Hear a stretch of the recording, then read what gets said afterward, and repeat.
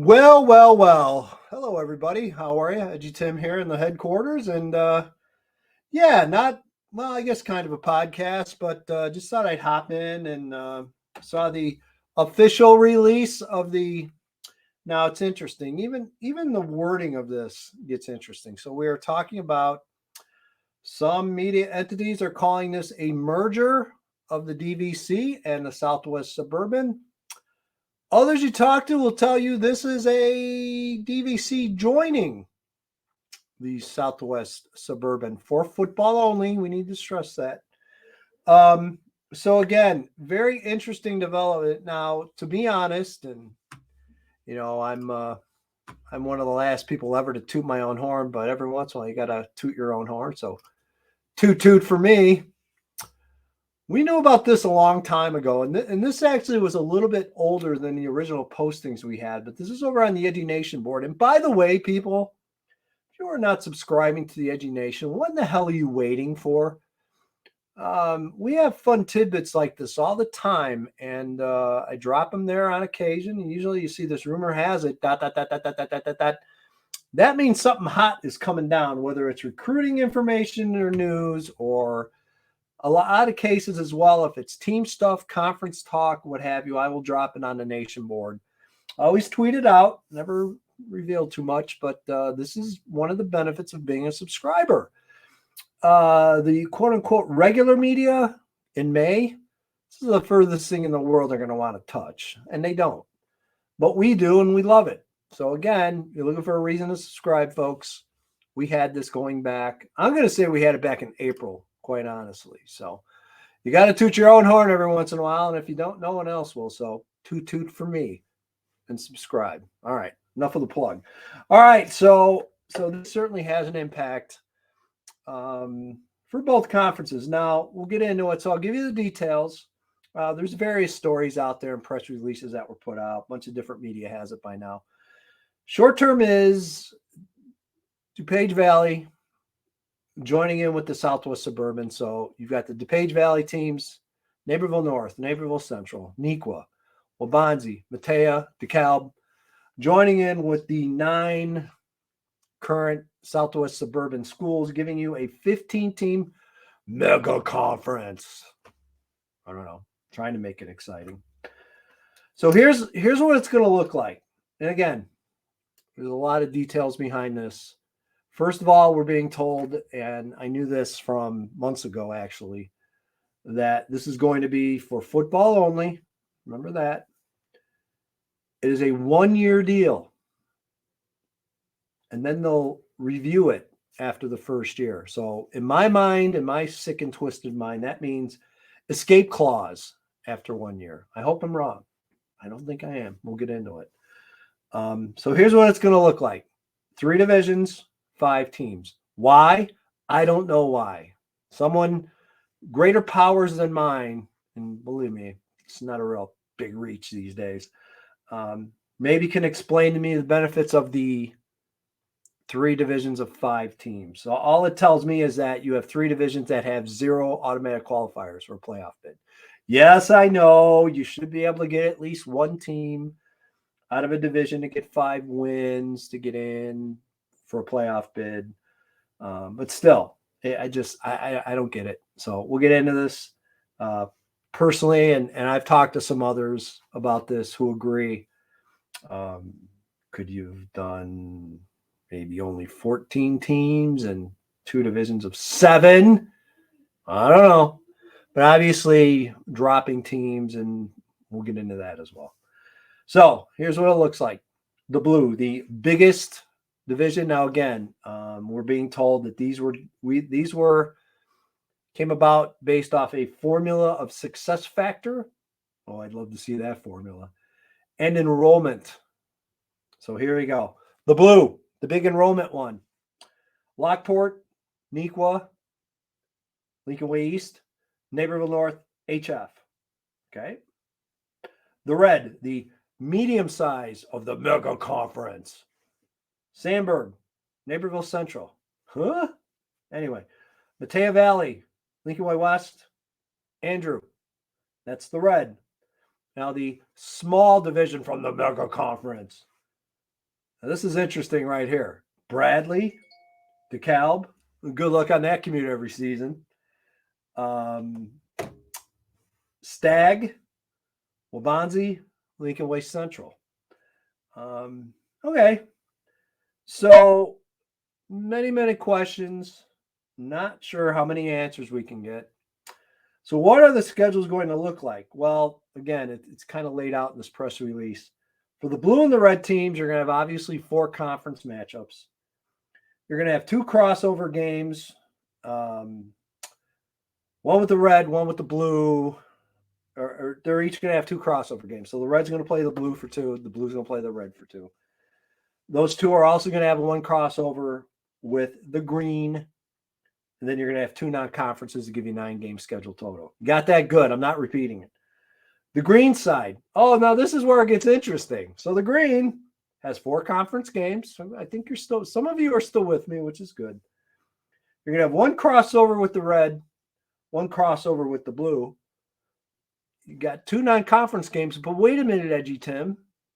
I'm not the greatest at math. Thank you, Mrs. Rampa, 7th grade math. That's only 8 games. That's right. The green has an opening where they're going to have to scramble and fill an opening, a 1-week opening in the schedule. Now, of course, this open schedule for those green teams are going to rotate from different weeks. So again, what we thought was solving an issue, from what I'm looking at, if you're in the green, you haven't solved the damn thing. You're still chasing the game. Again, greater minds, please explain to me. I mentioned Bradley and DeKalb, and the green is interesting. So again, as I showed you, and I'm going to show this again, we've known about this for a long time over on the Edgy Nation. I've had the benefit of talking to some people involved in it. There was a lot of back and forth and a lot of talk from we'll say the DuPage Valley side, questioning Bradley being in the conference and the hassles of those schools having to play Bradley. Vice versa, got the same talk back regarding DeKalb being in this division and all the Southwest Suburban schools having to travel to DeKalb. Both really out of the way, which, again, if you're in the DVC, you've known that about DeKalb from the moment they joined the conference. Same with the Southwest Suburban with Bradley. Everybody knows Bradley. It doesn't make sense. But again, Bradley loves being in the conference. Obviously, they came to the conclusion that, well, kind of like a draw in a gunfight. No one's going to win. We're not going to kick one of them out. So if you bring DeKalb, we'll bring Bradley and we'll figure it out later. So again, but what that does is give you an uneven amount of teams.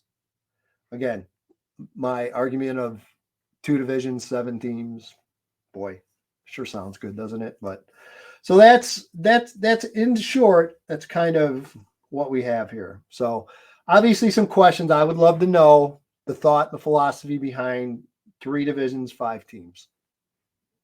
I don't know if I'll ever get that explanation, but I hope so. I would like to know. To be fair, I don't understand the ESCCCCL 4-team divisions. Don't get that at all.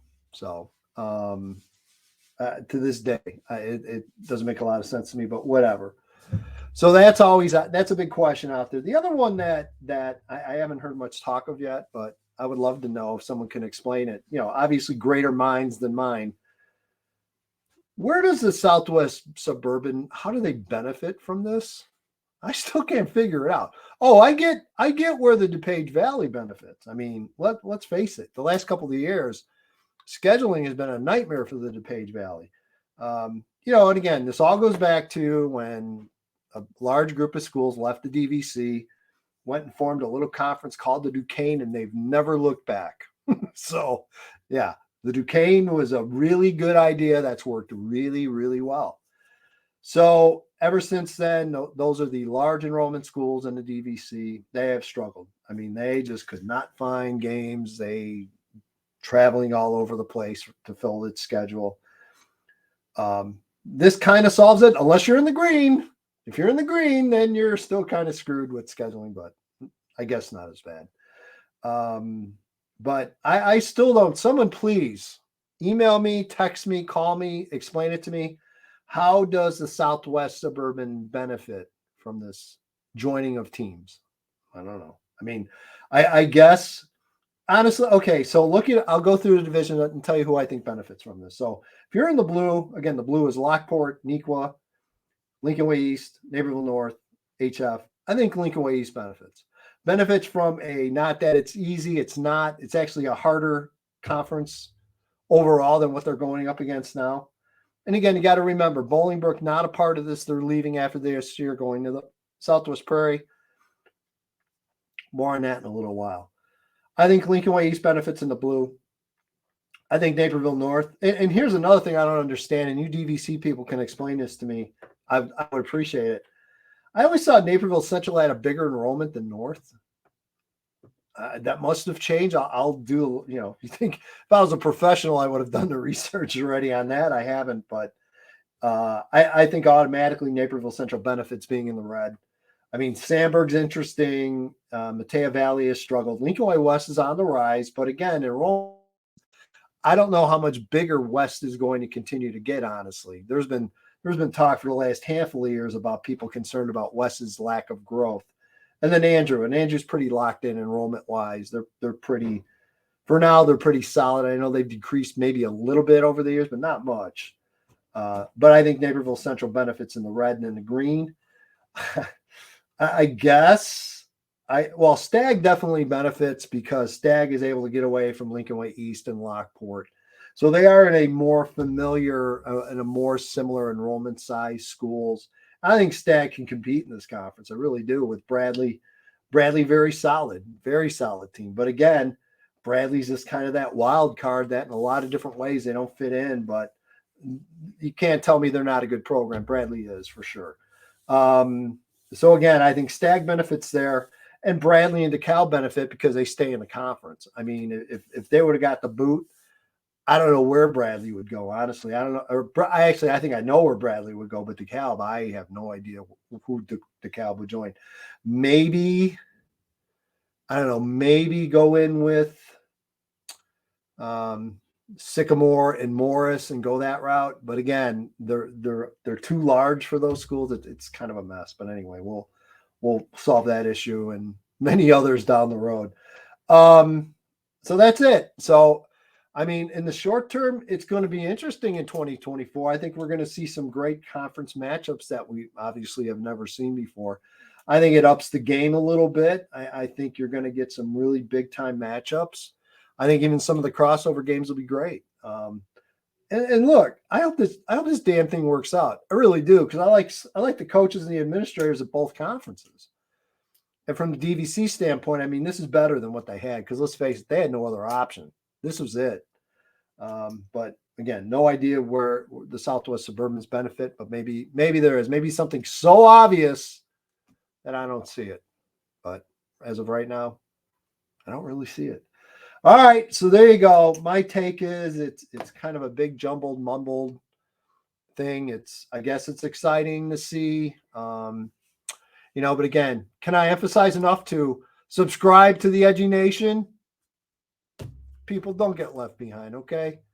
There's a reason we do what we do. There's a reason the Edgy Nation board exists. There's a reason why we're here 24 hours, 7 days a week doing high school football.